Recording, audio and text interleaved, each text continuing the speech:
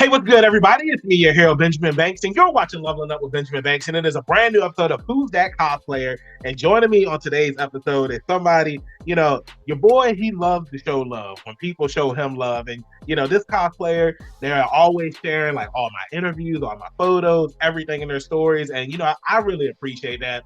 And when I see stuff like that, I'm just like, yo, they're a real one. And joining me today is none other than Sapphire. Sapphire, how are you doing today? I'm good. Thanks so much for having me.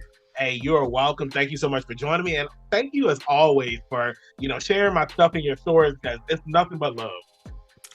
You're welcome. I really enjoy your content, so I have to share it.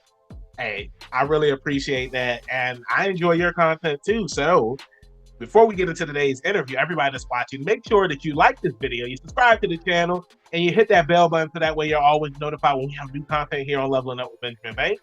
And as D always says, podcast link down below in the description. Like, follow, subscribe. So Sapphire, are you ready to set sail on I don't know what my boat is called. The Benji boat? The Benji boat. Hey, look, that's what the boat is going to be called because it's usually the bank train, but today we are setting sail on the Benji boat. So Sapphire, are you ready to go? I am ready to set sail. Hey, I love it. So let's go ahead and get into today's interview.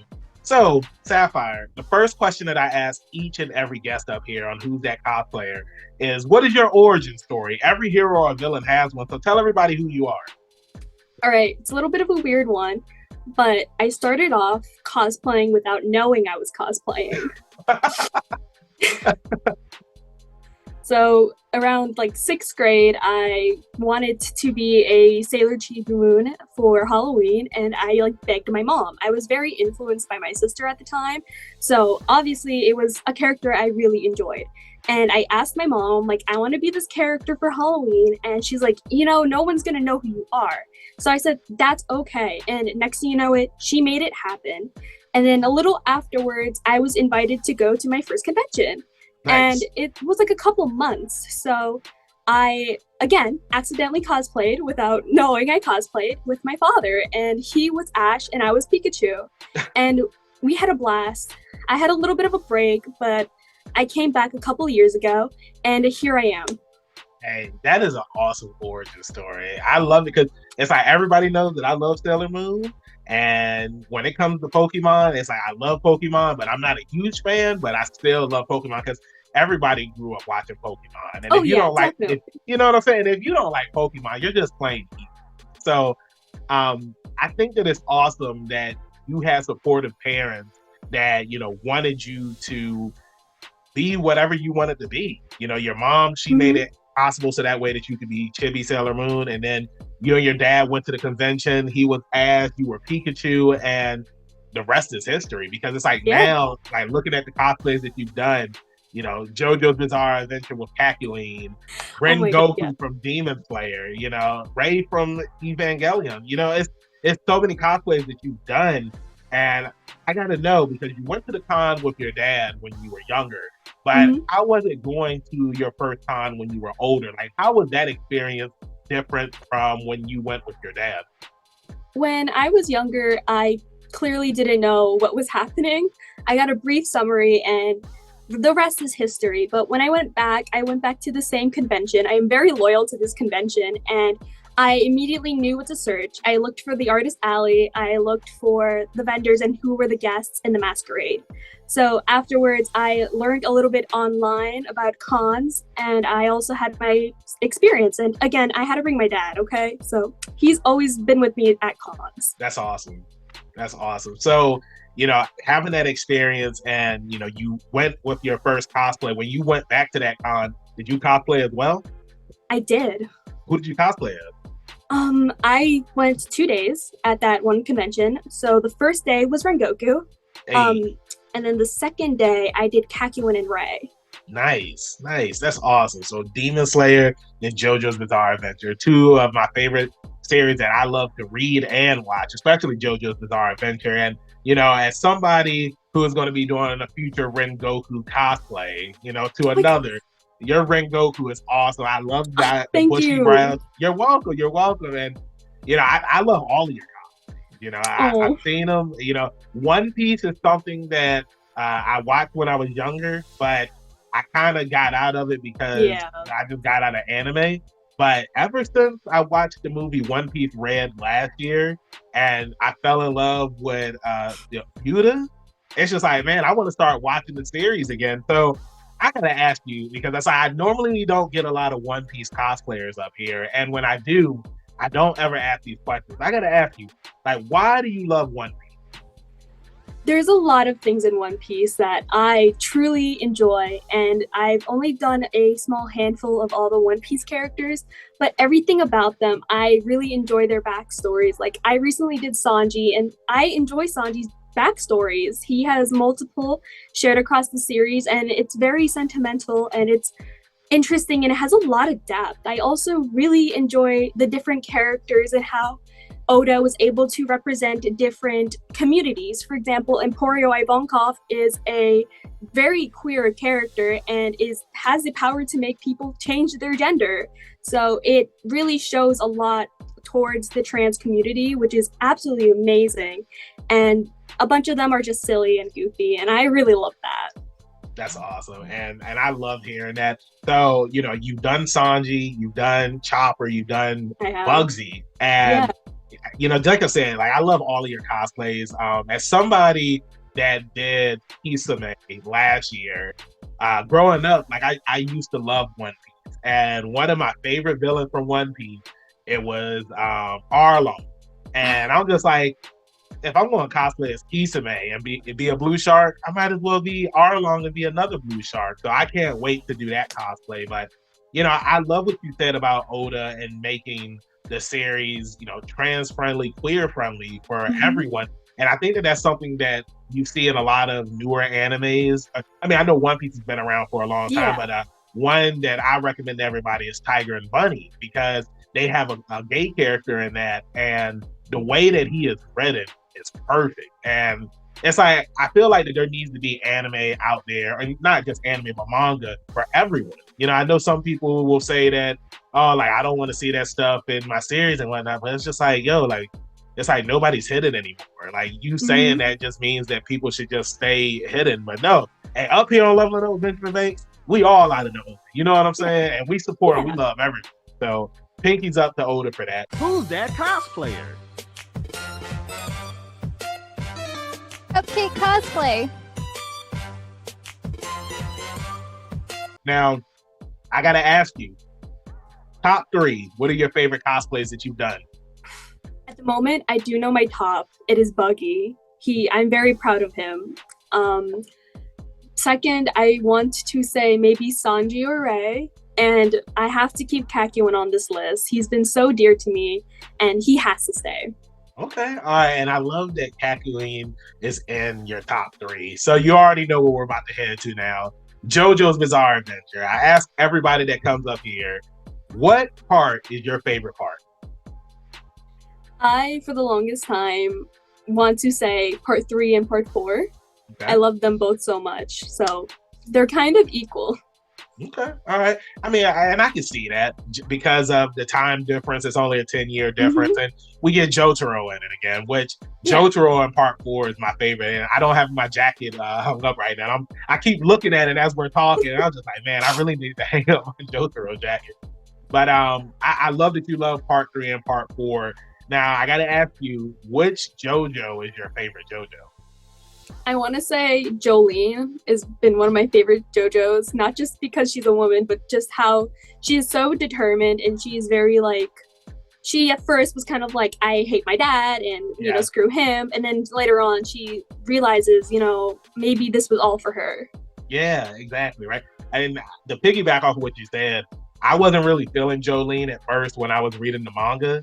But it's like when I started watching the anime and seeing her journey through the series, I was just like, man, Jolene is a pretty awesome character. She's a badass. She's determined.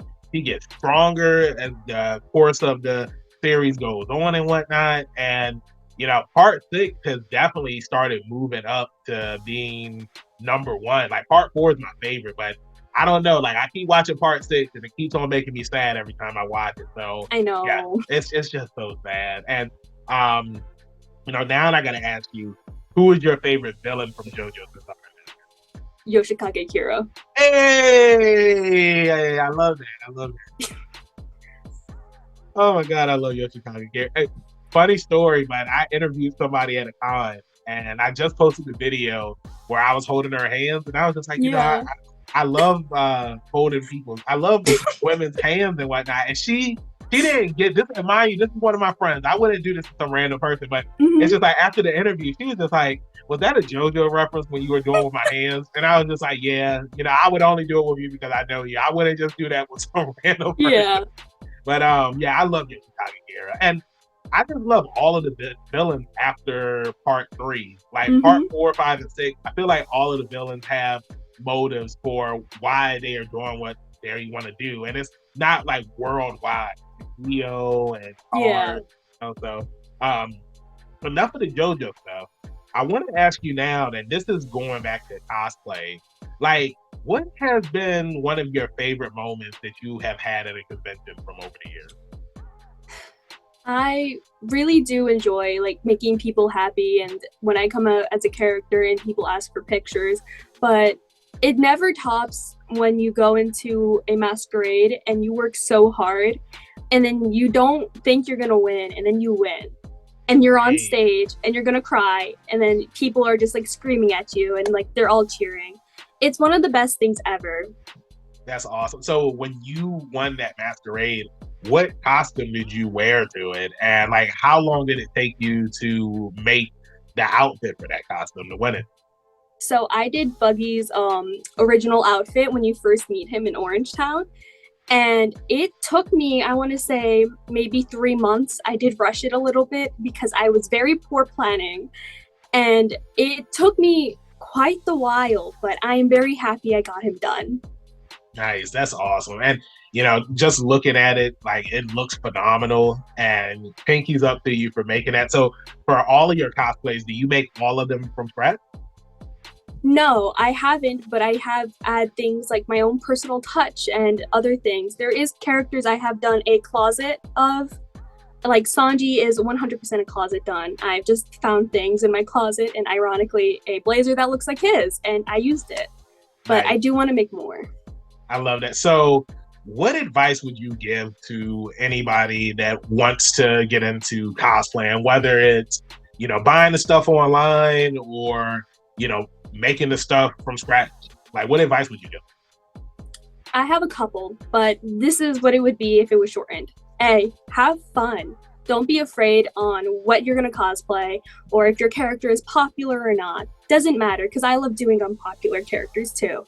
Number 2, if you do plan to make a cosplay, feel free to add your personal touches to it. Don't do it 100% canonically, because I feel like if you buy it online, it's going to be canon anyways. If you add your own touch of like sprinkle or spice, it makes it so much better and it just adds a pizzazz to it. And honestly, number 3, do whatever you want with it. If you want to go out and maybe to a park and take pictures, go ahead. If you want to do it in your room like I do, that is perfectly fine. Or go to a mall if you want. If you have friends and they're okay with it, just have fun. That is the main thing. I love that. Hey, and to piggyback off of what you said, Sapphire, about going to a mall, please be careful when you go to a mall because your boy went to a mall and we took pics with Santa Claus and security kicked us out after we took the photo. So just be careful. And but yeah, all those other places that you said and everything that you said is spot on. And I love that advice that you given to future cosplayers or people that may already be cosplaying that watch this interview and just like, yo, I really needed to hear that. And that's why I love interviewing people, because you never know what people are going to say, what advice they're going to give that could help somebody in their cosplay journey. So moving along, I got to ask you, when you're not cosplaying, what are some of your hobbies that you love to do? I have quite the bit of hobbies in my belt. I am very, very artistic. I love making things. Prop making has been one of my favorite things lately. But I would either be making something new or I will be tending my shop and kind of doing both at the same time if needed. Nice. Now your shop, give it a shout out so that way that everybody that's watching can support you there. You can go find me on Etsy at Sapphire 1905 Art, or if you go on any of my profiles in the link tree, there will be a direct link to that Etsy. I have a bunch of anime stuff there, so it is definitely out there. Awesome, man. I'll make sure that I put the link down below. So that way, if you guys want to support Sapphire and check out the stuff that they have on their Etsy, you can support them because like that's what we love to do up here. You know, we got to support each other. You got to show love and you got to help those that need help because they return that help to you. You never know where it's going to lead you. So Sapphire, final question that I have for you before we wrap this thing up. Because we are in the new year, the universe has been reset because of Fuji. Well, not because of Fuji, but because of Emporium now. What is a goal that you have for yourself that you want to accomplish this year? This year, I want to do more cosplays, 100%, like anyone else. But I really want to work on more prop stuff. I have so many prop plans in my list right now. I want to get into things that are bigger and challenging. I love challenges. So I can't wait for those plans. Hey, and your boy loves challenges too. And I love this interview. I love everything that you said. Sapphire, thank you so much for joining me up here. It was an awesome interview. And before I let you go, let everybody in social media land know where they can find you at. You can find me at Sapphire_1905 on Instagram and TikTok. And have fun. Hey, I love that. Thank you so much, Sapphire, for joining me. You heard what they said. Make sure that you go over to their Instagram and their TikTok. Show them some love. Heart react to everything. Share the stuff in the stories. Go over to the Etsy. Buy something from them. Support them up there. And look, you know where you can find me at Hero Benjamin Banks at KingBenji_Bank on Twitter, TikTok, and Instagram. You can find me on Facebook at Benjamin Banks. I should be the first person to pop up. If not, then I need to contact Mr. Zuckerberg. Thank you, everybody, for watching this interview. Make sure you check out some more interviews we have on the channel, along with reviews and reaction videos. Check out our podcast. We have brand new episodes every Tuesday. The link is down below in the description. And with that being said, keep that pinky up. Stay positive. We'll see you next time on Leveling Up with Benjamin Banks. Peace. Thanks again, everybody, for watching another episode of Leveling Up with Benjamin Banks. Make sure you like, follow, subscribe to the channel. Podcast, we got that too. Make sure you give us a thumbs up and hit that bell for further episodes and notifications. Thanks a lot to our patrons. And if you don't mind, join the Patreon. We'll be having new specials coming up soon.